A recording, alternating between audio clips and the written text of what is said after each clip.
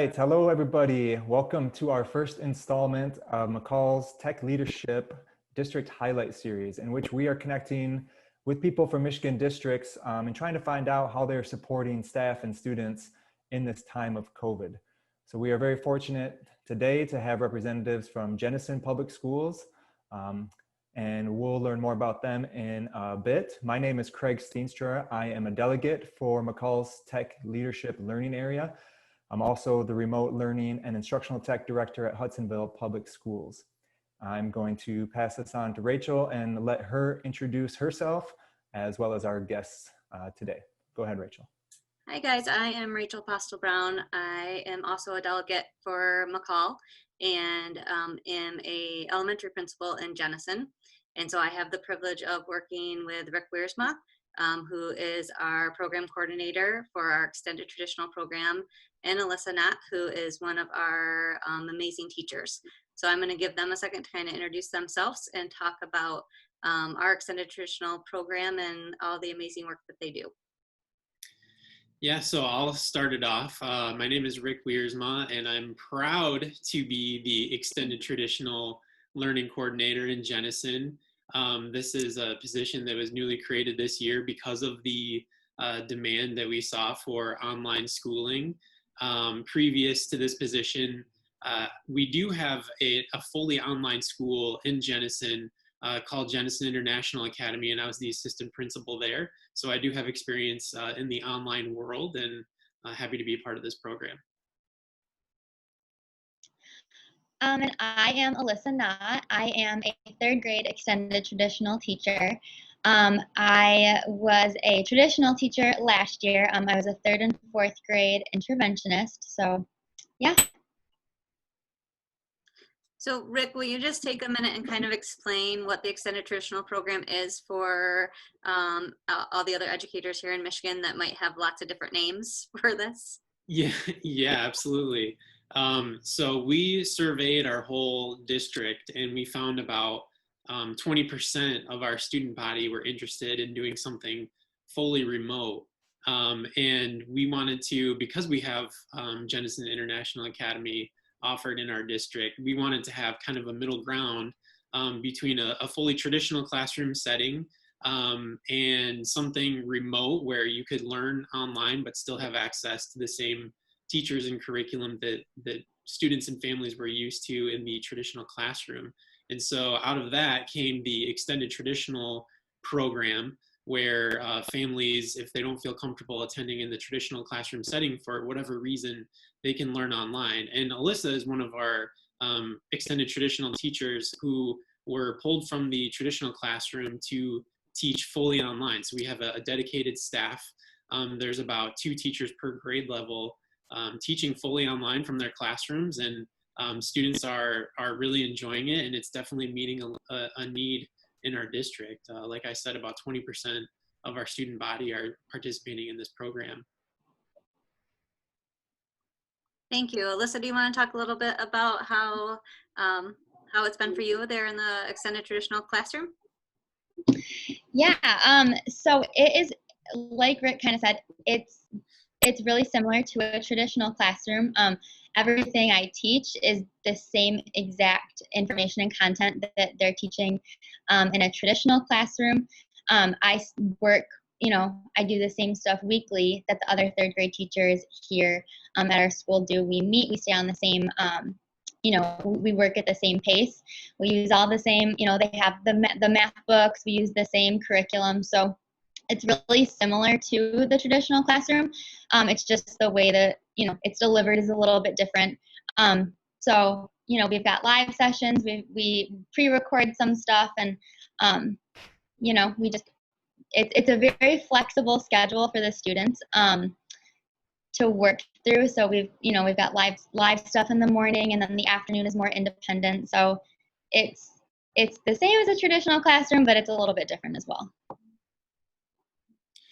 I think I should also clarify too that I oversee the whole extended traditional learning program, but specifically K through 6 is the program that we're kind of referring to, in which I mentioned there's 2 teachers per grade level. our junior and senior high also have an extended traditional program, but they're doing things a little bit differently and utilizing a different platform. Good to know. That is helpful.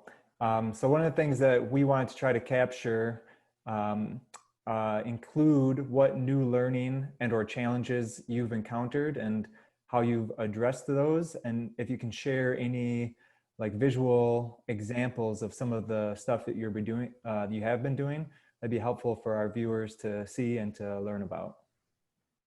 Yeah, so I can share my daily schedule just to give an idea of what I'm talking about.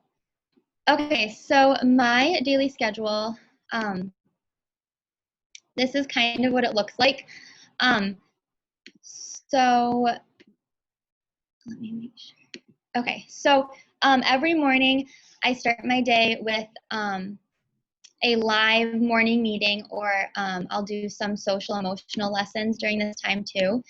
And so I have synchronous and asynchronous sessions. So synchronous sessions are when we're all together, I'm live with the students. And so, I'll go over our daily schedule during this time. We share good things every day. The students will, we do kind of a checklist agenda. So they will copy down everything that they need to get done for the day during this time. And then around 9 o'clock, we have our phonics lesson, and I pre-record our phonics lessons, and so the students watch these on their own during this time. They leave our live session and they watch these, and sometimes they're a full 30 minutes. Sometimes, there's time for them to pause and do some work in there, but I have it as flex time because I give them time to do it in the morning, but if they choose to do it in the afternoon, they can. I do live math instruction, and then there's also time for them to do their independent work, but along with me, so that if they have any questions, I can answer them. The afternoon is very independent. So there's not really any whole group live sessions. There's small group live sessions, but then there's time for math skills, 15 minutes of that, and then they have time for their writing and their science lessons. And we also provide some specials for the students to do. So there's time for, the PE special or the art special in the afternoon twice a week as well. And then on Tuesdays and Thursdays, I do something called office hours. So, it's really like the office hours that would be in a college course. It's just 30 minutes from 3 to 3:30 when I am just in our Blackboard Collaborate session. So we do use Blackboard, and I don't know if Rick will maybe want to, talk about any of that. But in Blackboard, you can create. So I have a homeroom, and this is where my students go to. Find all of the information they need, any assignments. This is where they would join our live sessions. They can just join into the session. I have our agenda linked here, and I have folders that I can see and then folders that the students can see. So I've got a phonics folder, which is the information for myself, and then the students can see the phonics videos. So they don't see everything. It would be too overwhelming to, have everything that I see, have them see it as well. So I try to make it as light as possible for them, just so it's not overwhelming. So after about a week, I will also I'll show you. So in my read aloud folder, normally I have this visible for another student, but normally I would hide it from the students after about a week, so that, there's not 15 different assignments for them that they're all looking at. So I try to keep it really minimal what they are able to see. But you can just open up a folder and then all the assignments pop down, and they can click into an assignment and then they can do it. Some assignments ask for, them to submit a picture or them to type a paragraph, or answer some questions, like multiple choice questions. So there's a lot you can do with Blackboard and with assignments, and the organization of it is it's pretty easy to keep it really separate and narrowed down. Yeah, so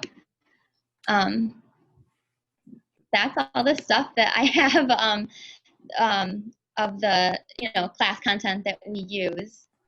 Yeah, that's helpful to see that, and I appreciate you sharing.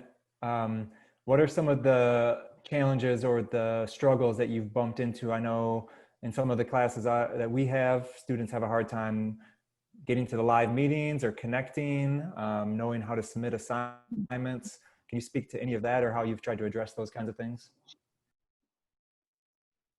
Yeah, so we've had all those issues too, being able to log in and connection issues. That's kind of an ongoing thing that we run into. I'm lucky in that a lot of my students and parents are very flexible and understanding, and if something does come up, they're really quick to work with me to try to figure it out. With our sessions, if a student is not able to join through Blackboard specifically, I can send out a guest link, and it's really easy for them to join that way. So that's been really helpful. If Blackboard isn't working or something, they can join through the guest link. So that has been really awesome. And with submitting assignments, a lot of times I get both. I get a lot of submitting things through emails to me and through Blackboard. And so it's kind of both. I guess as a teacher, I'm okay with that as long as they get it turned in. I guess that's on the teachers to just kind of go through and keep track of what the students are submitting. My biggest thing personally is this is challenging for me, but I know this is just as challenging for them as well. So my goal is to make it as easy as possible for them. So if there's an issue submitting through Blackboard, I tell them it's totally okay. You can send it to me in an email. And so I guess that's the biggest thing, is just compromising and working with the parents and communicating. I've had more parent contact and communication in the first few weeks than I think I did the entire year last year, but it just takes some adjusting, and everyone figures out their own thing. So yeah, and if you wouldn't mind me just kind of speaking to some of the things that Alyssa mentioned, like you can sense from her enthusiasm and just the thought that she's put into things that she's a rock star teacher, and that would be in a traditional setting or in the extended traditional setting. But she's always thinking of things from a student perspective. Just kind of backing up to the calendar that she shared, our schedules are set up so that the morning is kind of designated for our synchronous live sessions with the teacher. And teachers have a little bit of autonomy with that, but you can tell, like Alyssa is mentioning, keeping her students live in the session with her and setting like a timer and letting them do some jumping jacks while she's still on the computer there. So she's thinking about that student experience throughout the whole entire day. And then she mentioned her groups in the afternoon. In an online format, sometimes it can be hard to reach all of your students, but she's put thought into that as well. And we've tried to structure the program so that all of these things can be accounted for, being able to meet individually, being able to meet in groups and really target those interventions. So the schedule shows that, and Alyssa's definitely put a lot of thought into that. And then as far as her Blackboard class goes and how it's set up, Blackboard is not cute. It is not it is not like super child friendly, but the way that she's kind of utilized the tools within Blackboard to make only certain things visible to students, to make sure that students have a guest link if they're confused on how to log in.